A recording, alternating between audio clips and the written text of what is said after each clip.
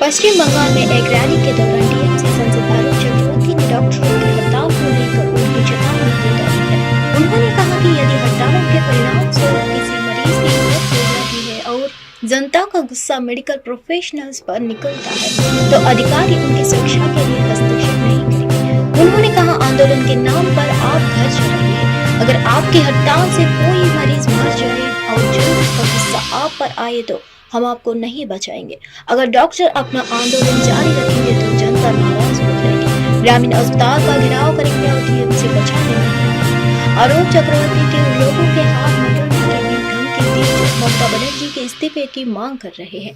Kolkata police के अधिकारियों ने 14 और अगस्त 15 को 2024 में आरजी के अस्पताल के ड्यूटी करने वाले डॉक्टर, नर्सिंग, परिचारकों और अस्पताल सुरक्षा सहित अन्य कर्मचारियों की डिटेल्स मांगी है। इस दिन अर्जी कर अस्पताल में तोड़फोड़ भी की गई। कोलकाता पुलिस ने दावा किया कि उन्होंने जांच के उद्देश्य से जानकारी मांगी है। तृणमूल कांग्रेस के सांसद सुरेश शेखर ने अर्जी कर मेडिकल कॉलेज एवं अस्पताल के डॉक्टर के साथ कथित बलात्कार और हत्या को लेकर सोशल मीडिया पर पोस्ट करने का संबंध में पुलिस द्वारा उन्हें भेजे गए नोटिस को सोमवार को कोलकाता हाईकोर्ट में चुनौती दी है। कोलकाता पुलिस ने रविवार को वरिष्ठ राजनीतिक नेता को नोटिस जारी कर उन्हें पेश होने को कहा था।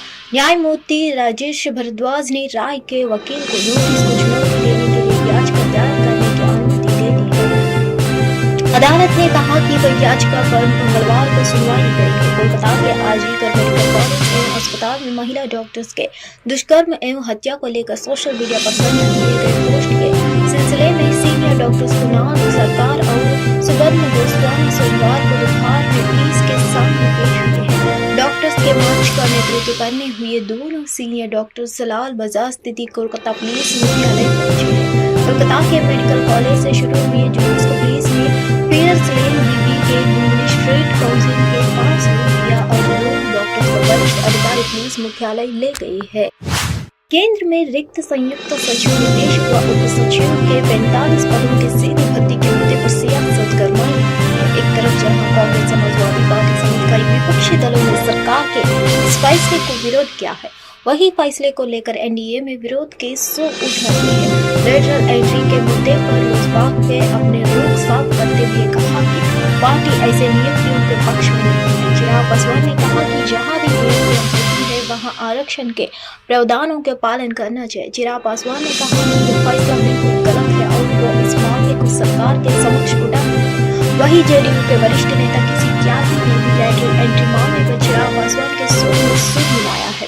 केसी त्यागी ने कहा कि हमारी पार्टी शुरू से ही सरकार से आरक्षित सीटों को भरने की बात करती आई है। हम राम मनोहर लोहिया को मानते हैं। जब लोगों को सदियों से समाज में पिछड़ेपन का सामना करना पड़े तो आप मेरिट क्यों ढूंढ रहे हैं। केसी त्यागी ने कहा कि सरकार ऐसे फैसलों के जरिए विपक्ष को मुद्दा दे रही है। हालांकि लेटरल एंट्री के फैसले पर टीडीपी ने मोदी सरकार का समर्थन किया है। टीडीपी महासचिव नारा लोकेश ने कहा, हमें लेटरल एंट्री को लेकर खुशी है क्योंकि कई मंत्रालयों को विशेषज्ञों की जरूरत है। हम हमेशा प्राइवेट सेक्टर से जानकारों को शामिल करने का समर्थन करते हैं। अमेरिका में राष्ट्रपति चुनाव को लेकर राजनीति चरम पर है। सत्तारूढ़ डेमोक्रेटिक पार्टी और विपक्षी दल रिपब्लिकन पार्टी के बीच आरोप प्रत्यारोप के दौरे भी जारी है। इसी कड़ी में United states house of representatives Republican ने एक रिपोर्ट जारी की है। इसमें आरोप लगाया गया कि डेमोक्रेटिक राष्ट्रपति जो बाइडेन ने महाभियोग अपराध किए हैं। करीब 1 वर्ष की जांच के बाद केविन मकबंदा के नेतृत्व में रिपब्लिकन संसदों ने राष्ट्रपति पर आरोप वाली रिपोर्ट तैयार की है, लेकिन इसके आधार पर लाए जाने वाले महाभियोग प्रस्ताव को प्रतिनिधि सभा में रिपब्लिकन पार्टी के सभी सांसदों का समर्थन मिलने को लेकर संदेह है। हाउस की 3 समितियों की ओर से उद्योगी के त्योहार की गई 291 पन्नों की रिपोर्ट में आरोप लगाया गया है कि जब बाइडेन राष्ट्रपति तब 2014 में विदेशी के व्यापार सौदों के माध्यम से खुद को और उनके परिवार के सदस्यों को समृद्धि करने के लिए उन्होंने एक प्रभाव व्यापार योजना बनाई और इससे काफी लाभ कमाया है। न्यायपालिका समिति के प्रमुख जिम वर्डन ने कहा कि जांच में निर्णायक रूप से यह सामने आया कि बाइडेन ने अपने परिवार और अपने व्यावसायिक सहयोगियों के निजी वित्तीय लाभ के लिए अपने सार्वजनिक पद का दुरुपयोग किया है। वही house committee on oversight and accountability के प्रमुख जेम्स कॉमर ने कहा, राष्ट्रपति बाइडेन की विरासत सार्वजनिक पद के दुरुपयोग, भ्रष्टाचार और बादाम डालने से छीनी है। हमारी महाभियोग की जांच की ओर से प्रस्तुत यह अब तक किसी मौजूदा राष्ट्रपति के महाभियोग का सबसे मजबूत मामला है। हालांकि सोमवार को रिपब्लिकन की ओर से जारी की गई लगभग 1 साल की जांच में राष्ट्रपति की ओर से किसी भी आपराधिक गलत काम का आरोप लगाने से बचा गया है। दूसरी ओर बाइडेन ने इन सभी आरोपों को खारिज कर दिया है। व्हाइट हाउस ने विपक्ष की ओर से लगाए जा रहे आरोपों को एक राजनीतिक स्टंट करार दिया है।